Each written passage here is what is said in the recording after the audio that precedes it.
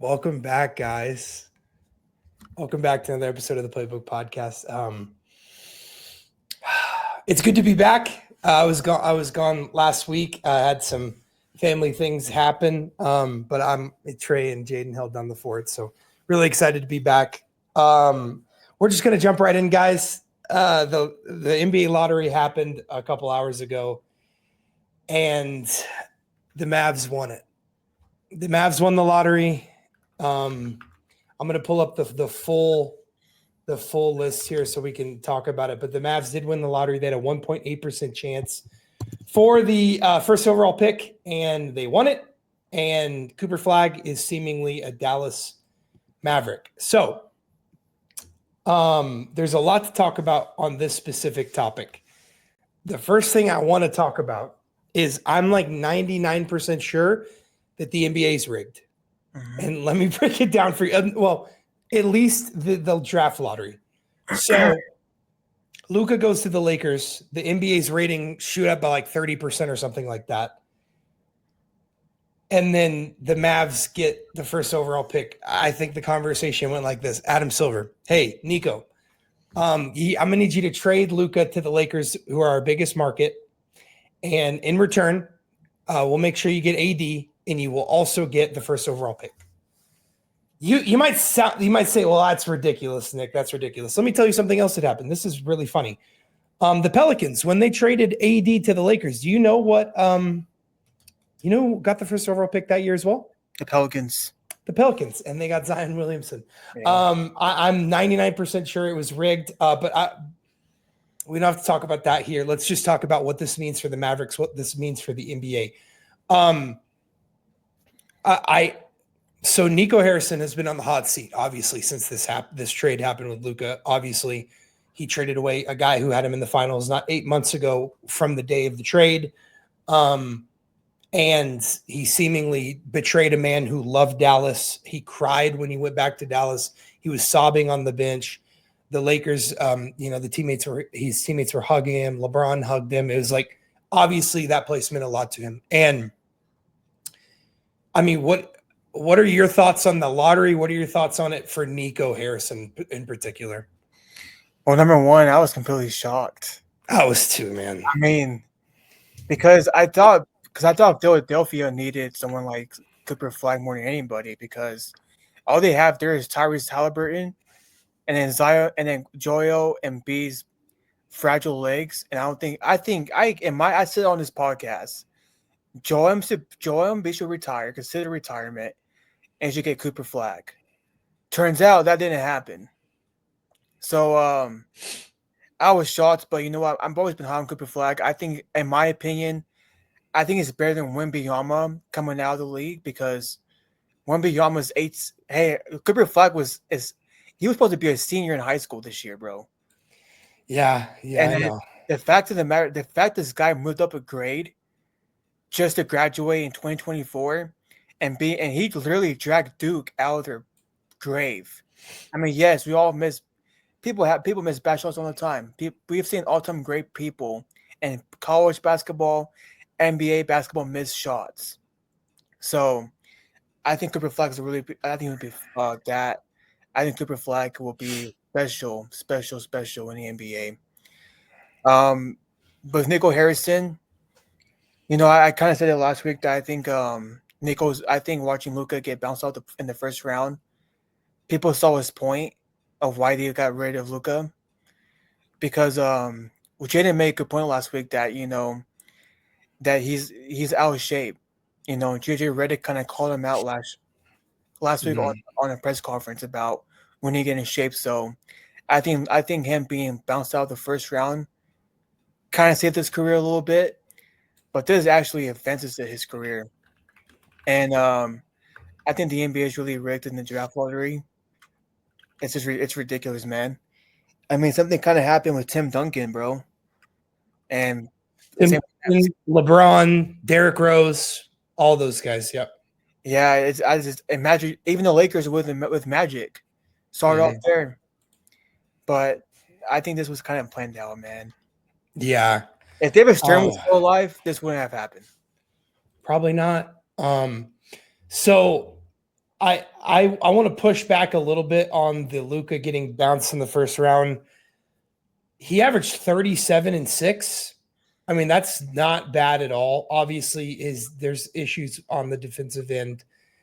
And while, yeah, I think this obviously helps Nico. This is a big deal for Nico Harrison and the Mavs, but Nico didn't do this. I mean, well, he knew it was going to happen because, him and the league were in cahoots about this, but Nico Harrison shouldn't get credit for them winning the lottery, even if it was rigged, because it's different, right? And if we're in a world where it's not rigged, he shouldn't get the credit for winning a 1.8% chance. It's just pure luck.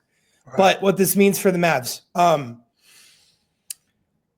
you're going to have Kyrie Irving, Anthony Davis, and Cooper Flagg as your big three next year. Because that's a draft and he's going to be on a rookie contract, even if it's a first overall pick contract, you can keep Lively, you can keep Gafford, you're going to have PJ Washington, you're going to have a lot of those guys still there. So Kyrie's coming off of the Achilles, right? Or I'm sorry, the ACL. He's coming off the ACL. So he probably won't be ready at the start of the season. AD should. So Cooper Flagg will probably be the primary ball handler for the vast majority of the beginning of the season for the Mavs. This is going to be a ridiculous defense to try to score on. This is going to be a really, really rough defense to try to score on. Anthony Davis, PJ Washington, Gafford and Lively, and Cooper Flagg. Oof. This is a big deal. This is a pretty big deal. And you got Clay come up. And I totally forgot they had Clay. They still have Clay. He's not the guy he used to be, but they still do have him. We're pretty good though. He's decent. Yeah, he's not bad. He's a solid player. He can still hit threes. Man, I mean, this changes the entire course of the Mavericks franchise. I mean, if Cooper Flagg is who me and Trey think he is, Trey thinks he's better than Wemby coming out of college, and Wemby's coming over from France. I disagree with that. I think Wemby was a better prospect, but I think Cooper Flagg's the best prospect we've seen. The best American prospect we've seen since Anthony Edwards. I think he's a better prospect than Ant was. I think he's a better prospect than Cat was. I think he's a better prospect than even Zion Williamson was. Right. Because his grade on ESPN has it as a 99, and Zion's is 98. LaMelo Ball, no, not LaMelo. Lonzo Ball was a 96. Yeah, college. So this is huge. Obviously, if Cooper Flagg's who I think he is, I think he's KD with a worse jumper but better on defense. It's the way he plays. He's long. He's a good playmaker. He's ridiculously athletic. You guys watched him at Duke. I know they had an early exit against Florida. Against Houston. It was Houston, actually. They had an early exit against Houston in the Final Four, but Cooper Flagg was the best player on the floor in every single game he played in college. He's a grown man. He played big boy ball versus the Olympic team in practice and was scoring on Drew Holiday, scoring on his now teammate Anthony Davis, which is kind of funny. But Flagg's going to have a lot of responsibility coming straight into the league. He's going to have a lot of responsibility. He's going to have a lot of responsibility as a ball handler until Kyrie comes back. We'll see what happens. Devastating for the Spurs. I thought for a moment there the Spurs were about to have Cooper Flagg and Wemby. They probably would have ended up winning 5 or 6 championships, in the next 15 years if they got that duo together. But they're now probably likely going to draft either Dylan Harper or Ace Bailey. So we'll see. That's still great for the Spurs to have the second overall pick, but crazy. I feel really bad so Charlotte, Washington, and Utah all had the 14% chance for the first overall pick. They're drafting 4, 5, and 6. Wow. That's devastating. That is devastating for a team, especially Utah. They went 17-65, Charlotte 19-63, Washington 18-64. This is why tanking doesn't matter. Jason Tatum just got injured. Yeah, my God. I think he might have just tore his Achilles. He's hands over. Gosh. He's grabbing his ankle. His hands are over his face. Oh my goodness, man. I think Jason Tatum just tore his Achilles. Oh man. At least he's young. He is grabbing that ankle and writhing in pain. Oh man. Look at Jalen Brown's all devastated. Yeah, ooh. Oh, that's tough. That I'm almost positive he just. I'm gonna go back. Sorry, guys. This is huge. I mean, the Knicks were up 9 already with 2 minutes left. Oh, I kind of want to see what happened what here. happened too? That's pretty. That's oh man. Oh, they. Oh, it was nope. Yep, it was a non-contact injury. Yep, that's his Achilles. Oh, that sucks. Oh man, that sucks. At least he's young. He is young. He should be able to come back from it. But man, Achilles is the worst. That's the worst one to try to come back from. Wow. That's insane. Okay, well, we're gonna continue. Keep it monitored. I'm gonna sheesh. I'm Wow. gonna turn up the broadcast just a little bit so I can hear what they're saying when they come off commercial. But man, wow. Okay, that just happened. Anyways, back to this real quickly here. Yeah, I feel bad. Tanking kind of doesn't matter anymore because okay, hold on 1 second, guys. We're doing this live right here. Richard Jefferson saying it's probably an Achilles. Well, there goes your chances of winning the finals. He can't put any weight on it. Yeah, that's he's cooked. Oh man, that's a tough thing to come back from. Man, he had 42 in this game as well. Yeah, that's best game so far. Oh my goodness! Wow, that's horrible. Okay, prayers up to JT, man. That's insane.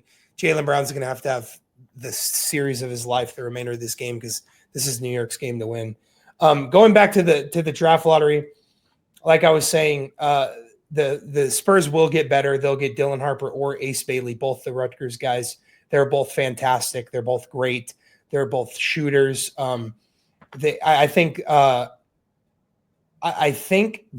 they should go Ace Bailey. Ace Bailey's a tad taller, and the Spurs have De'Aaron Fox and Stephon Castle. They don't really need any more guards. I think getting a small forward or something like that would be better. But the problem is with this. Yeah, the replay. I think it's his Achilles. Yeah, it looks like it's Achilles. Yeah, no one touched him. And nobody didn't touch him, so it was a non-contact, and Achilles are almost always non-contact. Yeah, his Achilles is gone. That is so unfortunate. That's just that's part of the thing when he's played so many long seasons in a row. Yeah. When you go to the finals, or he was in the finals in 2022, he was in the conference finals in 2023, he was in the finals in 2024. That's really long seasons that wears on your body. Yeah, the Olympics. He played in the Olympics last year. He had an ankle in 2022. He had an ankle injury. When you play those long series, unless your name is LeBron, you're going to get injured eventually, even as a young guy. Jordan. Yeah, I mean, yeah. So that's really, really unfortunate. It looks like his Achilles is gone. Yeah. That sucks. That's really tragic. He is in a wheelchair, hands over his face. Wow. Yeah, I think his Achilles is gone. Wow, that's crazy. Sorry, guys, we were not anticipating that happening. Wow, that's insane. But yeah, draft lottery happened, so that's that. We're gonna move on here. We're gonna talk about some games. The Pacers go up 3-1 against the Cavs, blow them out 129 and 109. At one point, they were up by 41 in this game. Is this more of a Cavs overrated or Pacers underrated? I think it's a little bit of both. Because Tyrese Halliburton's been playing. He's been playing all right. I mean, same time though, I think the Pacers are more experienced and more in depth than the Cavs are. And Donovan Mitchell has been playing like crap in this playoff so far, especially against the Pacers. He played good against a bad Heat team, bro. Like, come on. So I think it's more the depth of the Pacers side than Cleveland, because I know Cleveland has some people out with injuries. Mm-hmm. Like I think what's his name? I forgot. Someone's out that is important to that team. So I think it's a little bit of both. of underrated and overrated. Yeah, I agree. When you watch these games, it really just looks like the Pacers can kind of do whatever they want on offense, and the Cavs can't do anything about it. Yeah. The Pacers are fast, they're deep. I mean, they remind me a lot of that 60-win Hawks team that LeBron, put in the dirt, but they didn't have like a superstar, right? They didn't have a superstar, but they had a lot of great players. That's where the Pacers are. Pascal Siakam's not a superstar. He's a great player. Aaron Naismith is a great player, not a superstar. Miles Turner is a great player, not a superstar. Andrew Nembhard is a great player, not a superstar. Tyrese Halliburton is close to a star, I think, but he's not a superstar. And then you got Obi Toppin, Thomas Brown, TJ McConnell, Thomas Bryant, Benedict Mathurin, all coming off the bench as great pieces. They're deep.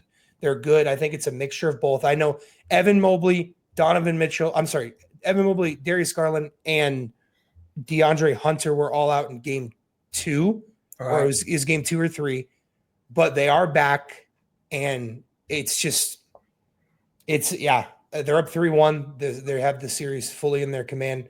And unless 2016 LeBron walks through the door, they're not coming back from this deficit. So, we're going to move on here to the Thunder Nuggets. I missed a couple of games. I missed you guys talking about it. When you guys last met, I believe the Nuggets were up 2-1. No, they weren't. It was tied 1-1. Then the Nuggets won, and then the Thunder won. So the series is tied at 2-2. This has been a really interesting series. I don't know how many of the games you've been able to watch, but it's basically Shai and Jokic kind of sucking. And then the rest of the team trying to do everything they can around those two. Jokic had the incredible game 1, the 42 and 22. But outside of that, he's been pretty bad. He was 7 of 22 in the last game, 27 points, 13 boards, 3 assists. Aaron Gordon has been fantastic. He's been playing the best ball of his life. But, I mean, what do you think here? Is this Jokic getting tired, or do you think that – because I will admit the Thunder play a very physical style of defense, and I think they're getting away with a lot of calls, especially when Lou Dort or Alex Caruso are guarding Jokic. They pretty much grab his jersey and have a hook around his arm the entire time. But – do you think that Jokic is getting tired out by this Thunder defense? Well, here's the deal, okay? If you want to be all-time great, I'm not gonna hear that excuse from people, because here's the deal. If this was LeBron doing this kind of basketball, he'll be getting torn up by right now in the media. I mean, he got torn up by losing in the first round by the Wolves.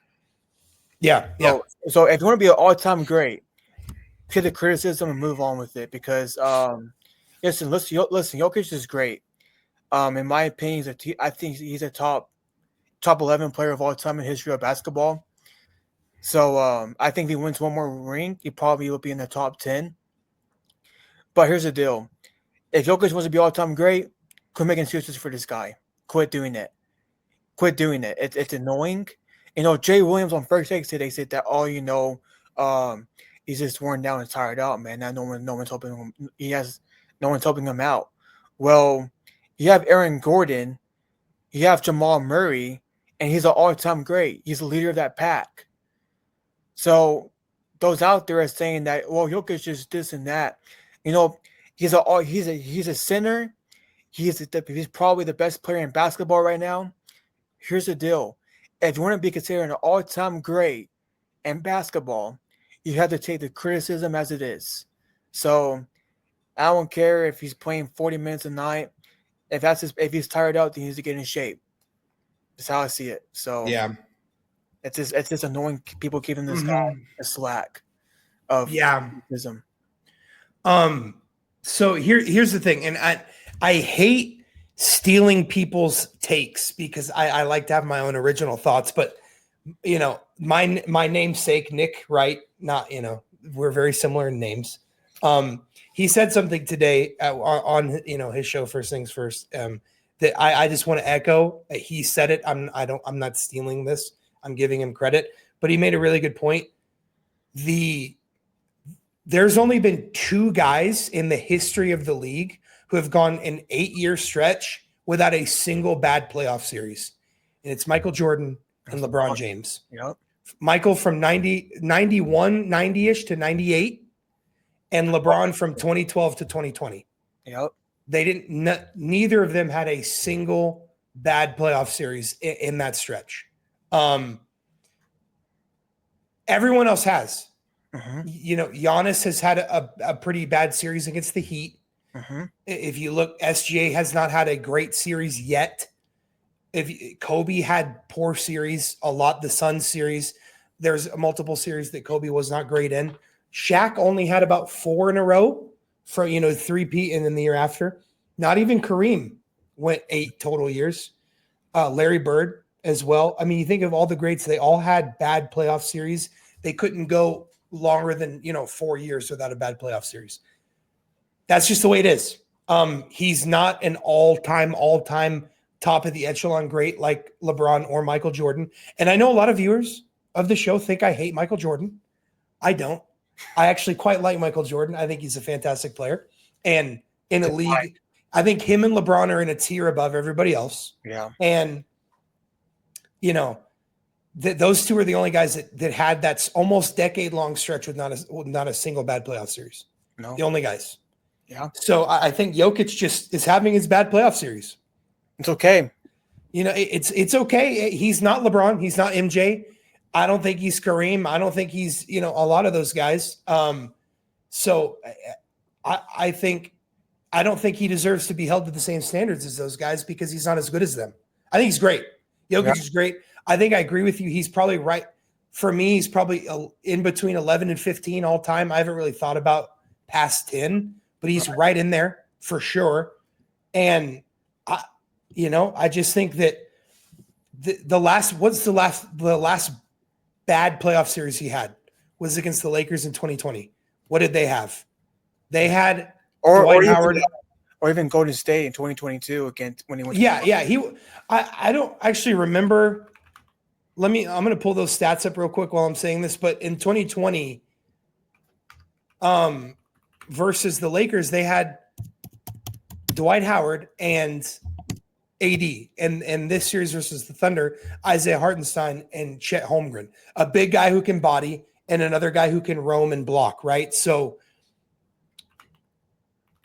I'm gonna pull this up here. 2020 had 21 8 points and 7 rebounds and 5 assists. So so versus the Warriors in 2022, 31, 13, and 6. He played great. He played great in that series. He just didn't have the help around him. Yeah, that team was not what it became. He shot 57% of the field. He's actually really, really good in that series. He just, he got outclassed in terms of supporting cast. But, every great's going to have a bad series. A lot of guys haven't even had their signature series yet. SGA has not had a signature series yet. Yeah. I think Ant-Man had his signature series last year, his first signature series last year versus the Nuggets. But, I mean, even the Lakers series and so far against the Warriors, outside of the last game that he played against the Warriors, is fantastic. He hasn't been great, So, I mean, if you look across the history of the league, there's only 2 guys that have ever done that. So I think we're overrating Jokic. I've heard a lot of people say he's had the best prime ever. That's ridiculous. Or even this one. I heard he's better than Shaq and Kareem. Yeah, that's ridiculous. Blasphemy. That's insane. Don't even get me started on Shaq in those finals in the early 2000s. Never seen a more dominant player in my life. So saying Jokic has had the best prime or peak ever is ridiculous. Because I guess LeBron never played basketball in his life. So those titles go to LeBron from 2012 to 2020 and from Michael Jordan 1991 to 1998. Those are the best peaks ever. You can't convince me otherwise. You can't tell me otherwise. And I won't hear otherwise. And, it's so let's just chill on that. Jokic doesn't play defense, guys. He doesn't play defense. MJ and LeBron played elite level defense. I think MJ is a tad overrated on defense, but I'm not going to get into that right now. I don't want to get started right now. Still, he was not a cone. He would play defense.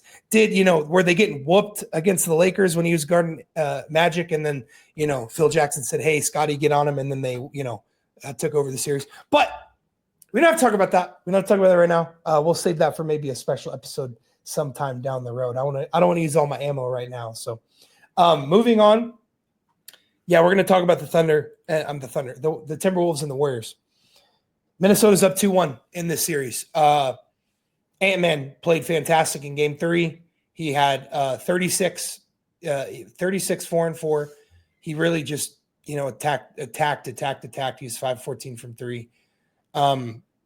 Even with Jimmy going 33, 7-7, the Warriors seem to not be able to do anything.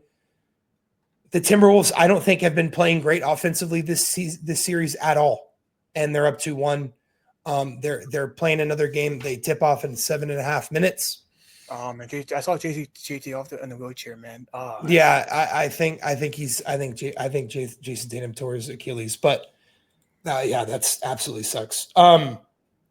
So what's your biggest takeaway on this series so far? I know Steph's out, but what's been your biggest takeaway so far?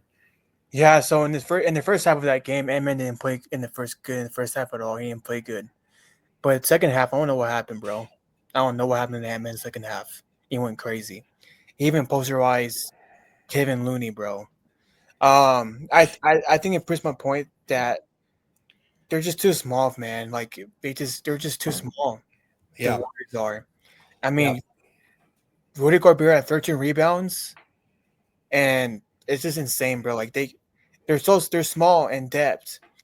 And I found something funny too about the Warriors without Curry. Without the Warriors, without Curry playing the playoffs overall, the record's 9-4.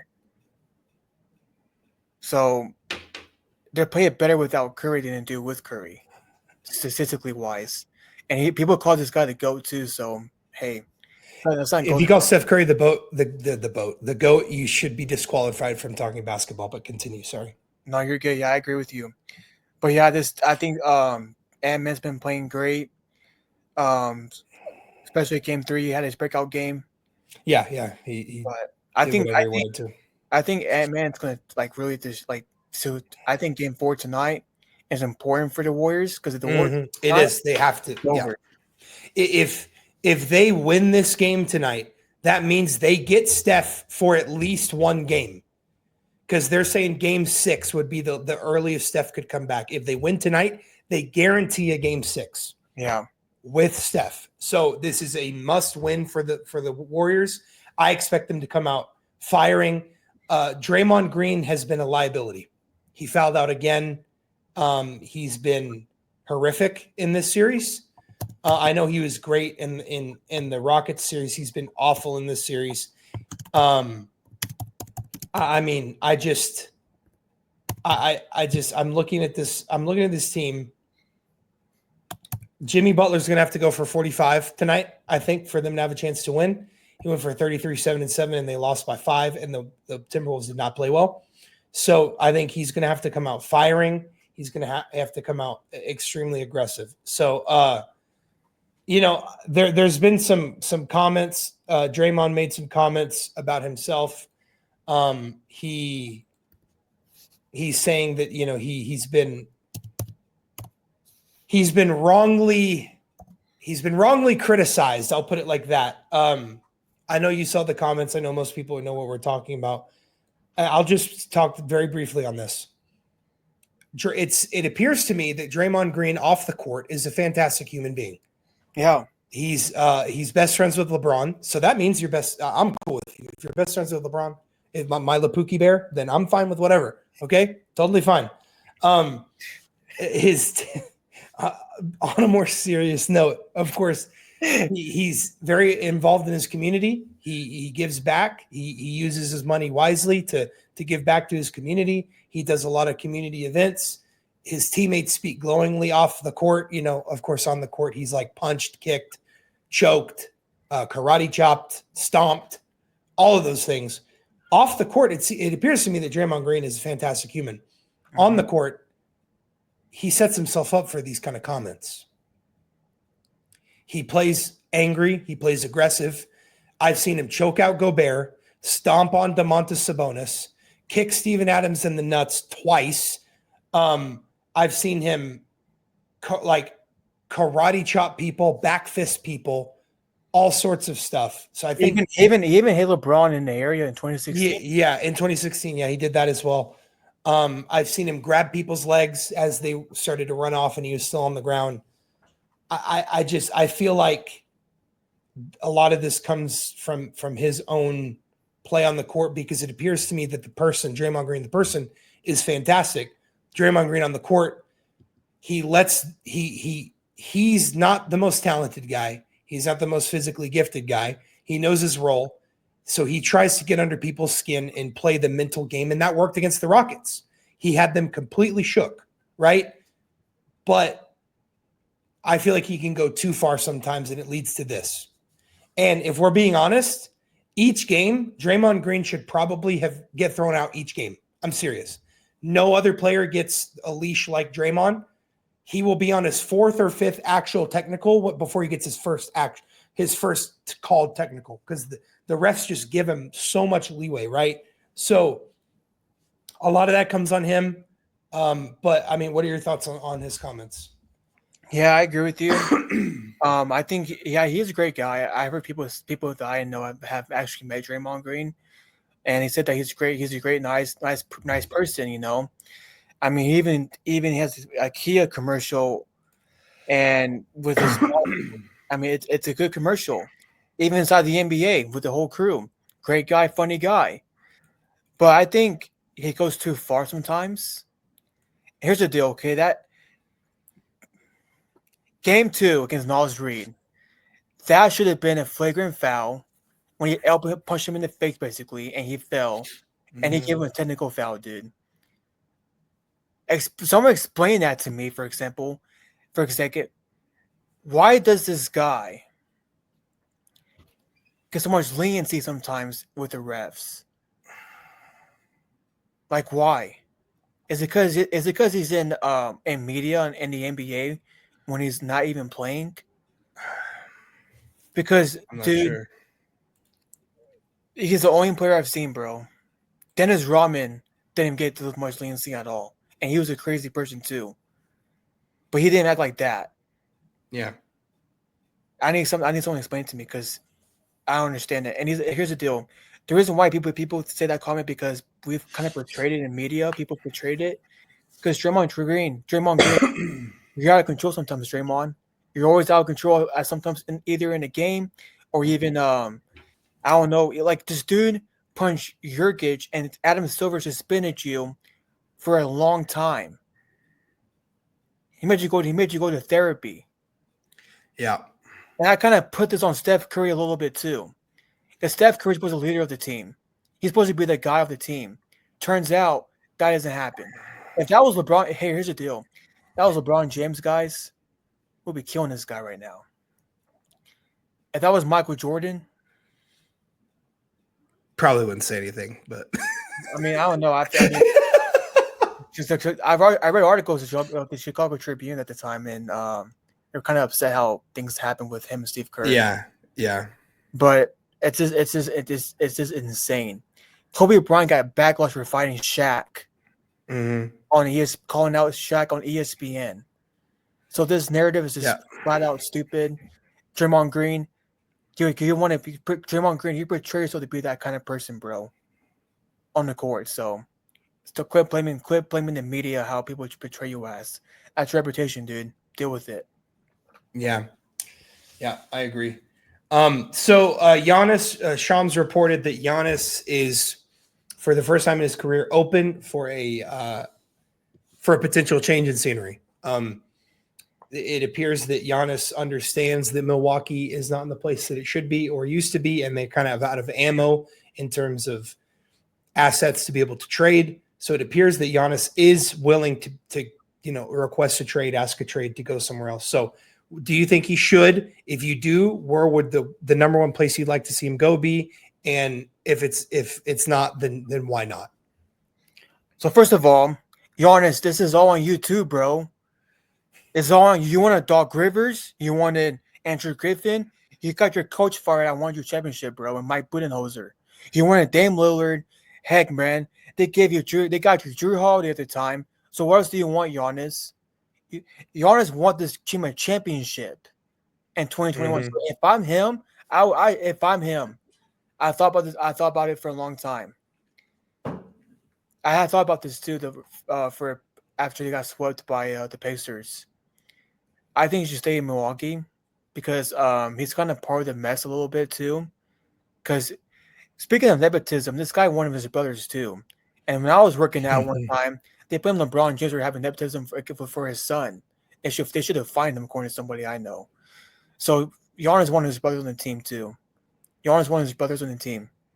He wanted his coach. He wanted to coach and coach and coach. He wanted Dan Lillard. So this is kind of on Giannis too. So if I'm him, I would stay and show the fan base and the team that you know what, you ain't a traitor. Because the moment you leave Milwaukee, bro, then he gave a same treatment as he did to LeBron James in Cleveland. So that's my put. Yeah. I have a slightly different take. I do agree that Giannis isn't he's not completely blameless. There's obviously things that, he's the best player on the team. He obviously has a lot of influence in what the front office does. There's no doubt about that at all. But if I'm Milwaukee, and here's the deal, if I'm Milwaukee, I would be seriously considering trading him regardless. Right. If he wants to be traded or not. And here's why. He's fantastic. I think he is at worst the second best player in the league. I think he's a dominant force. But here's the thing. After you traded Dame, there's nothing left. You have nothing. Traded for Dame, you have nothing left. You gave up the last itsy-bitsy pieces you had to get Kyle Kuzma. And you're seemingly dead in the water for your future. Right. If you trade, and here's the one place that I would like to see Giannis go, and it's the Houston Rockets. And here's why. The Rockets have the ammunition to trade for Giannis. The trade would be centered around Şengün, because I do feel like Şengün and Giannis would be a little bit redundant because they kind of do the same thing. Giannis just does it a lot more aggressively and faster and stronger, but they can't really shoot. All of their points are scored in the paint. They're decent. They're good passers, good rebounders, and Giannis is obviously a lot better than Şengün. They can give up Şengün, Jabari Smith Jr., throw in whoever else for salary reasons, and you can literally throw in like 4 picks. Right. And that would be a fantastic haul for Milwaukee. They would get younger. They would get some ammo back in terms of draft capital. And Giannis would be on a team who is one piece away from being a contender. And so you replace Giannis with Şengün. I'm sorry, Şengün with Giannis. You still have Jalen Green, who, by the way, was horrific in the Warriors series, but you still have him. Fred VanVleet, Dylan Brooks, a lot of solid pieces around. I think they should seriously consider it. They could also make a deal with the Thunder. I don't think that the only problem with the Thunder trade, and I saw some different things floating around, centered around Chet Holmgren and Jalen Williams. I just don't think that Milwaukee would be willing to give up Giannis for just Chet Holmgren, Chet Holmgren, Jalen Williams, and picks. I just don't think they're going to be willing to do that. They're going to need at least one star in return, 1 star, and a lot of role players and a lot of picks. And I think you should seriously consider going to the Rockets. I saw a Spurs trade also. The Spurs could trade the second pick. They probably are going to have to give up Stephon Castle too, you have De'Aaron Fox. You probably are going to have to give up Stephon Castle, the second pick, Keldon Johnson, I think is his name, a lot more picks. Giannis and Wemby on the same team, man. I ever saw Lakers, bro. I saw the Lakers, but I don't see how the Lakers could trade for him unless they trade Luka, and I don't think they're going to trade Luka. So, I think that Milwaukee should seriously consider moving on from him in terms of a future, because right now they're dead in the water. Dame's not playing next year. The Achilles takes a full year. We likely won't see Jason Tatum at all next year either, which sucks. But he even had a wrist injury too, man. Yeah, it's really unfortunate. It sucks, but it's the way it goes. Injuries happen. Just pray for Jason Tatum for sure. But I mean, it's not confirmed, but I know an Achilles when I see one. So yeah, I think they should seriously consider that. Moving on here. Trey put in something here that I actually haven't heard. So I'm gonna need a little bit of context on this. So if you want to go ahead, you can ask this question because I need some context. I Yeah. don't know about So this. LeBron went on his podcast saying with Steve Nash, and he said that basically that there's 8 other players on the floor that LeBron and Oh, yeah, that oh yeah, okay, I know what you're talking about. I took it. It's yeah, I understand. Okay, yeah, you So can continue then. what's your thoughts on this? I mean, so I don't think he was calling out his teammates. I think it was more of like it's a team game, guys. Because I think the media has gotten a lot of like, and yeah, in basketball, one person can do a lot. But at the end of the day, I saw Austin Reeves bricking wide open threes. Yeah. You know? So I get what he was saying. I don't think that he was calling them out. I think it was more of a guys, you can't put it all on Luka, right? There's a lot of, there's 8 other, there's a lot more players on the court. So I think they were fair comments because he didn't call anyone out. And I think let me pull up the exact quote here. Yeah, I just think he kind of needs like a center kind of thing because Well, they definitely need a center. yeah, They absolutely need a center for sure. Because LeBron is not 38 anymore, 36 or more, or 37 or 35. Well, yeah. When LeBron was 35, like I've always said, he could take me and you and some Subway employees and some dude from Walmart and take us to the NBA Finals. But he's not that age anymore.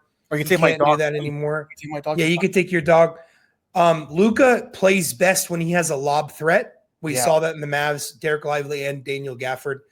And Jackson Hayes sucks at basketball. No, he's horrifically bad at basketball. He's worse than Kwame Brown, dude. Yeah, he's really bad. He was unplayable in the playoffs. So yeah, I think they were fair. I think they were fair for sure. So yeah, going on here. It was announced that Michael Jeffrey Jordan is going to be an analyst on NBC next year when the NBA goes back to NBC. I want to talk about this briefly because a lot of people think I hate Michael Jordan. I actually don't hate Michael Jordan. I'm actually really excited for this. I'm going to tell you why. I don't really know where what Michael Jordan thinks about the current NBA right now. Yeah, we don't really hear him talk about it much. He sticks to himself. He doesn't really do a lot of media stuff. So it's actually going to be really interesting to see his analysis on the game. He's obviously one of the biggest faces in the history of American sports. He's an icon. He's a legend. He's the second greatest player of all time. Like all these incredible things. And I think it's great. I think it's going to be awesome. I hope he does his homework, and I think he will. I think he's a student of the game. Obviously, he had a very, very high basketball IQ. So I think it's great. I mean, I think that's huge for NBC. I think it's huge for NBC for sure. So my thoughts on this is too, okay. So I'm a big fan of Jordan too. I think it's a tie between him and LeBron. So you don't think it's a tie? Here's a deal. I can bring up the clip if you want me to. Okay, here's a deal. But I think it's great for the NBA. Yeah. In my opinion, I think it's the biggest icon in sports history, besides him and Tiger Woods and Muhammad Ali are up there. Because you think about it, Magic and Bird were for the ones that kind of saved the NBA, but Jordan put it on a different level. Like globally realized his shoes, the way his style was. So I'm kind of surprised too because in the last 10 he kind of portrayed that he hated the attention in the media. He hated it because people were always wanting. He had a private life. I mean, last time I saw an interview with Jordan was in 2009 with Michael Wilbon. That's about it. That and him getting the President Medal honor from Obama. That's about it. Other than that, I haven't seen this guy talk about anything. I mean, he has social media, but that ain't him on his social media. That's probably his team. It's probably social media manager. That's not him. And then even if you get an autograph, he has a higher auction bid autograph, so he doesn't really sign autographs either in public like he used to. Have a camp no more. His camp shut down in 2020 during COVID. By the way, I was supposed to go to that camp one year, but I failed a STAR test and I couldn't. I couldn't go. It crushed my heart. It's true story, Nick. True story. Uh, My mom said, "You know what, Trey? When you pass your STAR test, you're gonna go meet Jordan. He's in his camp in Chicago. No, it wasn't Chicago. Oh, it was North Carolina. My bad, North Carolina. Turns out, on my STAR test, couldn't go. that's unfortunate. Yeah, so I couldn't met MJ. But I think it's good for the NBA, man. I'm excited. Actually, I'm actually excited to see him being an analyst for once, bro. Mm-hmm. I'm excited for it. Yeah, I really hope. I hope he I was, takes it super serious, which I yeah, think he will. yeah, I think so too. I know he's talked about the NBA with Magic and Stephen A. But as far as like the current NBA overall, I want to hear his thoughts about how the NBA is now than when he Mm-hmm. Yeah, absolutely. I would like to hear. I'm very interested in this. I don't hate Michael Jordan. to So tie guy. So guys, if you go to our bonus episodes playlist, there's a top 10 of all time, where Trey, says his top 10 of all time, and he has LeBron 1. I don't know why he does this. He's really strange. So going back to the playoffs right now, it's been an interesting playoffs. And who do you think has been the best player in the playoffs so far? I think it's that man because right now he's averaging 26 points per game, 8.6 rebounds, and 5.3 assists in 8 games in playoffs so far. His career overall in the playoffs is 28 points per game and 13 and 9 rebounds and 8 assists. Kind of same level of rebounds and assists while on here. I think he's gonna take over the league probably soon when LeBron and Curry and KD retire, whenever they do. Mm-hmm. Here's the deal. I first was kind of doubting Ant-Man in the playoffs this year because he's special, okay? But I was worried about his team around him. And when he went out LeBron, the way he went out LeBron, he shook the whole NBA, bro. The whole NBA social media trend. Shook the whole media overall. And top of that, I think it's kind of like a little bit of Kobe Bryant. Because Kobe Bryant didn't touch the ball that much playing the NBA in his first half, in his prime, and the quarter in his first half. He shot a couple of threes here and there, but he's got his groove going in the second towards the halftime. So it takes a little bit while to get going still, because I think he's getting always double team a lot, kind of like what Kobe used to go through and Jordan did.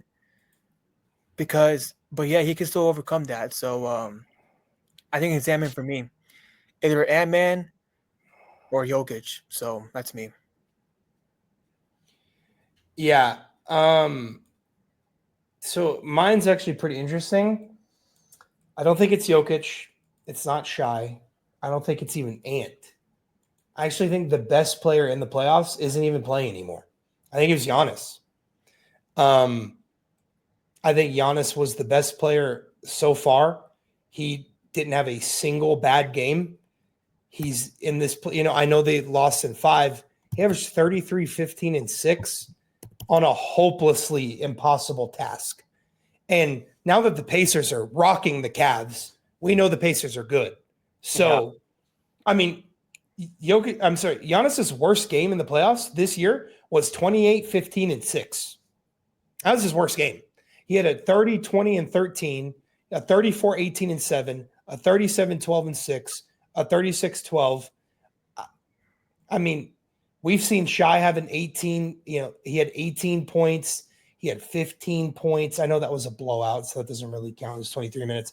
But the 18-point game was 45 minutes. That was the game 3 versus the Nuggets. Jokic had a 17, 8, and 6, a 16, 10, and 8, a 13, 10, and 12.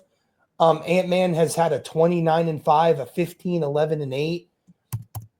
Giannis didn't have a single bad game. So for me, I would definitely pick I'd definitely pick Giannis for sure. So going back, we'll go back a couple years a little bit for this last NBA topic, but there's been this narrative, and it's been kind of floating around for a while. It always comes back every now and then. It's that Draymond, hurt his team's chances in 2016 when he got suspended for a game, and that the NBA gave that to the Cavs and LeBron to help them come back. But the thought is that LeBron and the Cavs would not have won if Draymond was not suspended in that game 5. What are your thoughts on that? I have some thoughts, but okay, so I'm gonna get this out of the way. Okay, so you're telling me, so yes, so you're telling me this. What happened game 1, game 2, game 3, game 4, and game 6, and game 7 with Draymond Green? For game 6, I look at so right now in game. So this is just LeBron's scores in that season, in that playoffs, in the finals. So he had 21 points, 17 points, 26, 21, 30, 27, 24. Well, that's the wrong one. Looking at this photo. My bad, guys. I pulled a somebody. Okay. He had 23 points, 19 points, 32 points, 25 points, 2 back-to-back 41-point games, and game 7 had 27 points. Top of that, LeBron James led every category, both teams in rebounding, scoring, assists, basically every category. Is points, rebounds, assists, blocks, and steals. He led basically everything. Basically. Yeah. And so that ain't my fault. Draymond Green got suspended. I can say the same thing about the Spurs in '99. They had a short season that year. So does that count as a ring too for them? Did the NBA give Tim Duncan a stimulus package? Did another one too? People want to get mad about this. When Larry Bird got hurt in the finals sometime against the Lakers, did the NBA give Magic Johnson a stimulus package? How about with Isaiah Thomas getting hurt too against the Lakers? Did the NBA give him a stimulus package? How about Jordan 91 in the Bulls? And when Isaiah Thomas was coming off an injury, what happened there? Does this whole excuses crap, bro? It's annoying. LeBron went crazy in that whole series, bro. He figured the team out to the point where Steph Curry and Draymond Green went to the Hamptons and begged. It's actually a true story too. It actually is a true story, by the way. Look it up on Bleacher Report and look it up. And Brian Windhorst and Chris Broussard brought it up too, and back on ESPN in 2017, by the way. So that's not a fake story number 1. Okay. LeBron James led every category. Probably led the third greatest comeback of all time in sports history, behind Rory winning a major and Tiger winning a major in 19. Look, no one's ever done this before in the history of the NBA. So this whole narrative that Draymond Green hurt LeBron, he played in game 6 to get to drop 41 points still on his head. Really, he did. And then Nick, they bring up Andre Iguodala and getting hurt. Like that's just some bogus excuses crap. If this was any other player, by the way, in basketball history, this wouldn't have happened. So, but yeah, it's just bogus, bro. So it's really simple. LeBron scored 41, 16, and 7, 3 steals, 3 blocks, 16 to 30 from the field. That's 53%. On games, that was game 5 when Draymond was out. And then the very next game when Draymond was back, 41, 8, and 11, 4 steals, 3 blocks on 16 to 27, 59% shooting. He's actually more efficient when Draymond was guarding him. So that's baloney. No, it didn't. The Cavs were going to win that. LeBron had them figured out. It was over. We could talk about Kawhi getting hurt in 2017 in the Western Conference Finals in game 1 when he was absolutely obliterating the Warriors.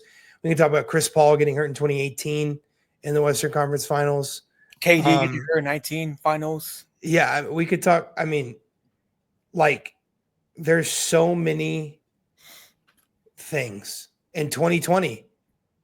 2022, the Warriors played against a bum Jason Tatum because he had one leg.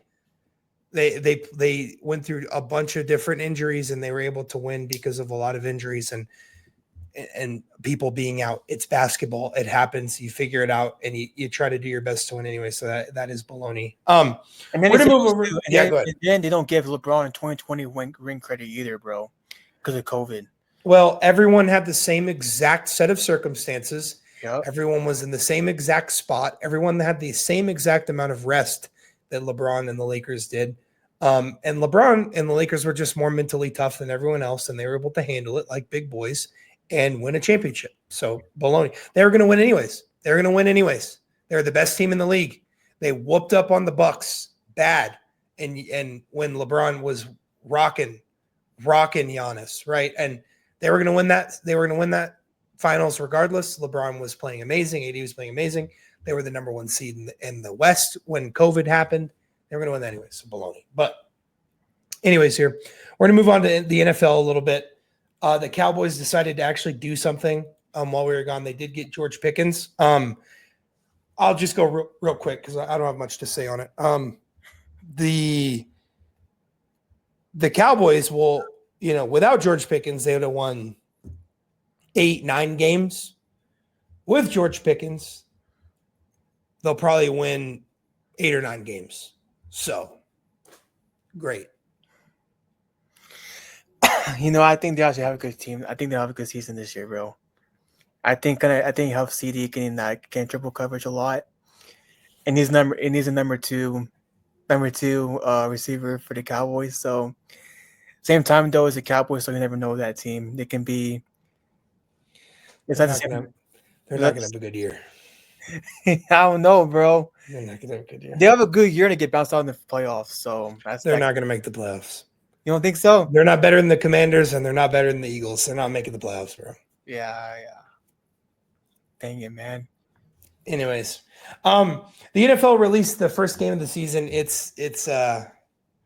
This is the Eagles. I mean, what are y'all's? I mean, what do you think about this? I mean, I think it's a humiliation ritual. I think the Cowboys are going to get mollywopped on opening night. But what do you think? I think it should have been someone else, personally, besides the NFC East rival. I want Cowboys to actually face the Chiefs. I want the Cowboys to face the Chiefs, bro. I wanted to see what happened there. Yeah, but it's the Eagles won the Super Bowl, so they get opening night. The Cowboys, yeah, that's a good point. Yeah, I don't know, man. I think they're gonna get humiliated, probably blown out.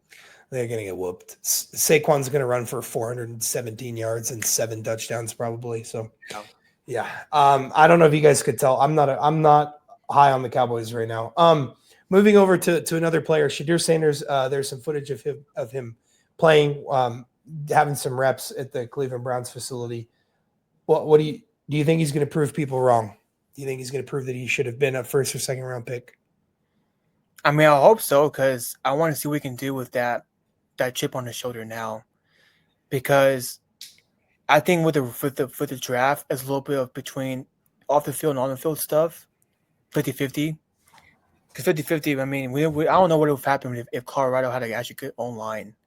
He could have been a quarterback. So, same time, though, off the field, he was getting Nick because that's Deion's son, and Deion says some stuff on social media and stuff like that. So, I hope he puts people wrong, Hope he does.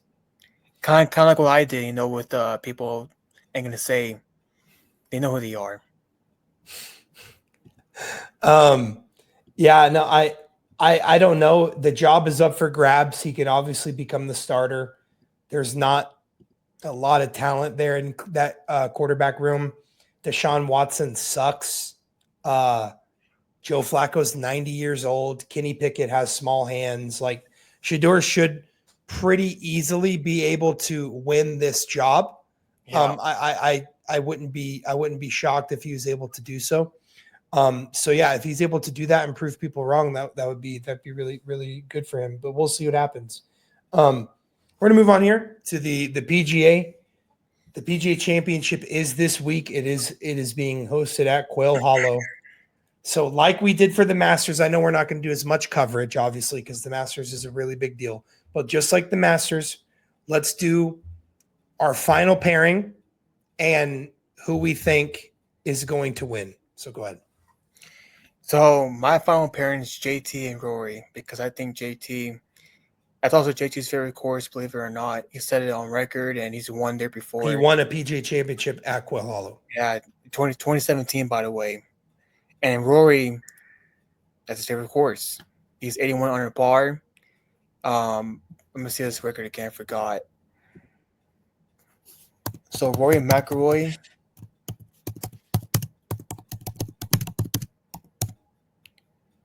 Rory's record at Quail Hollow is he's secured top 10 finishes of all time, 4 wins. He has the most top 10s ever at Quail Hollow, basically. So he's best his favorite course of all time. So I think I have Rory winning the major, back-to-back majors. And if he does, things going to happen that people always don't want to hear. Yeah, so I haven't really thought about my final pairing. So I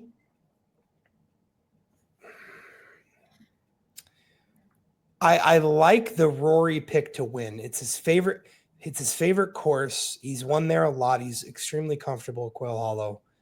Oh, and then he's also 81. He's also 81 under par in that course. Overall on that course, that's ridiculous. Yeah. I like the JT pick as well. Because he plays extremely well at Quail Hollow. I'm gonna say Rory and Ludwig Åberg are going to be the final pairing, and I think JT is going to be right behind him. And it could be a similar situation as the Masters, where not the guy in the final pairing, the other guy in the final pairing ends up not actually being the one to press the guy who ended up winning. So, because it was Rory and Bryson, and then Justin Rose had a fantastic 4th round, and it was him and Rory in the playoff. I could see something similar happening that way. JT getting really hot in round 4. This is also Jordan Spieth's chance to win a Grand Slam. No, it ain't gonna happen for a while. Yeah, we'll see. We'll see what happens. But I like Rory and Åberg in the final pairing. I think Bryson could be up there too because he's playing fantastic. But I'm going to say those two, and then I think Rory's going to go back to back as well. Which he goes back to back, man. Man, have to have some never happened since Tiger Woods. No, I haven't happened since Bruce Koepka. So, yeah. No, actually, no, since Koepka. Yeah, since Koepka. Yeah. So, but yeah, Rory's going to win a major for a while, dude. He needs to do a whole reset on everything. Yeah. We'll see what happens. New caddy, needs a new swing. Yeah, he's obviously very talented, but he's talented, but he's just frustrated right now. Yeah. We'll see what happens for sure. And other sports / whatever Trey wants to throw on at the end here news. Sports Center is bringing back Rich Eisman, Chris Berman signs a long-term deal at ESPN. So this is more your flow because, this is kind of stuff you want to end up doing. What are your thoughts on the Boomers legacy? Right. I think Boomer's one of the faces of ESPN. He's been there since the 1970 with Bob Lay and also with sports reporters and all that stuff. So in my opinion, probably one of the top 5 people to ever do it on TV for sports TV, for sure. I think NFL primetime is to be back on TV instead of ESPN Plus, because I watch it on ESPN Plus still, but it's the same. And he's really not really a guy that bashes people. He gives them the stats actually. Probably gives them one of the best highlight coverage of all time. So, yeah, I think he's one of the top 5 people to ever do it in sports TV. What you said, I'm just going to copy what you said because I trust you on that. And then the last topic here is a Trey special. I got sent a couple of videos about this. Stephen A. Smith went on Law and Order. You died. I didn't watch it, so I have no idea. But apparently, he died in the show. Figures. But the real question, out of that goofiness, is which reality TV show would you go on and why? So non-reality first, actually. Okay, non-reality. Probably So probably be either NCIS or Suits. Okay. Because I want to know what it's like to work with Harvey Specter and Mike Ross.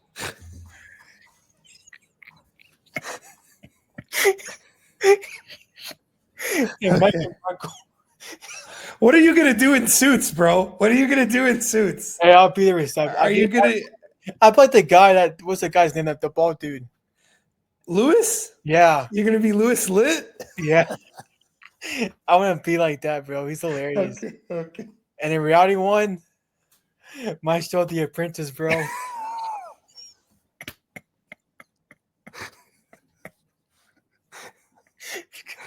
Here's why, man.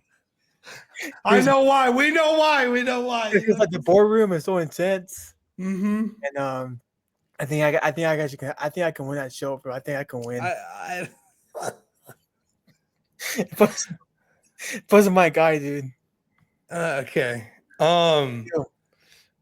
So I don't really know. I don't know what non-reality TV show I would go on. I'll just man. Suits is actually a good one. That's actually a pretty good one. Be with Harvey Specter and Mike Ross and Lewis Litt and what's the girl's name? Rachel, isn't that her name? Yeah. Yeah. Okay. We're gonna cut that out probably. Anyways, what reality TV show would I go on? Dude, I don't know. I don't really watch reality TV. The Wheel of Fortune. There you go. Okay. Would you win? Wait, that's not even reality TV. That's a game show. Hold on. I'll go on Lover's Island. How about that?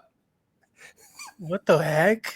It's a dating show. Oh, Singles Inferno. How about that? I'll go on Singles Inferno. How about that? Yeah, we'll go on Singles Inferno for sure. That's interesting. Just look it up. Look it up, guys. If it's on Netflix, if you haven't watched it, it's fantastic. Oh, you know it's a good one too.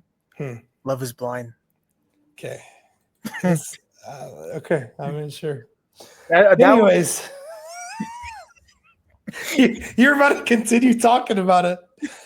I find it funny how you talk behind a stupid screen, like a wall, and then you get married within 8 weeks, bro. Yeah, that seems a little interesting. Interesting show. Definitely an interesting show. I recommend it though. It's pretty funny. Yeah, I don't know if it's pretty funny, but yeah, sure. Or I'll go on Drewski's show. I don't know if I'll do it's not really a show. It's his talent search thing. I'll go on that because that looks like it'd be funny to go on. Right now, ain't a good time for Drewski, guys. I mean, I don't really know. Apparently nothing happened. I haven't really heard much on that, but yeah. So thank you guys so much for if you made it here, congratulations. And the giveaway. You went through about 15 minutes of nonsense. But yeah, the giveaway. Travis Kai won. Our dear friend Travis in the comments won. We picked him. It was a very intensive process of selection. It took about 4 seconds for us to pick who would win, and we just picked who commented the most, and it was Travis. So congratulations, Travis. Send us your information, credit card information, your social security number. I'm kidding. Don't do that. We'll make sure to get that giveaway to you. Thank you guys so much for watching. Remember to like, comment, subscribe, all the things that help us out a lot. Comment, even if you disagree with something we said, comment. I love looking at those. I love reading those and talking about it. If you disagree with me, it makes it fun, right? And I know I'm a polarizing figure when it comes to the GOAT conversation. A lot of people disagree with me. I'm gonna clarify something up. The tie and GOAT debate for me, because here's why. All right. So, anyways, guys, real quick. Here's the deal. So Jordan, he's good in the 90s. He went 6-0 in the finals, but LeBron, best overall basketball player ever. So there you go. There you go. And we'll have some more intensive conversations on that. Maybe bring on a guest. We're trying to work on that. We'll work on that. Hopefully that'll be soon.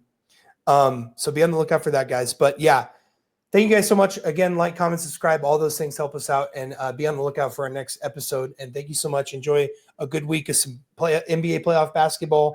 Try to figure out how in the world the Mavs won the lottery, and pray for Jason Tatum. And we will see you guys next time on the Playbook Podcast. Y'all have a fantastic rest of your evening, day, or morning, or whatever time you're listening. So thank you so much, and we'll see you.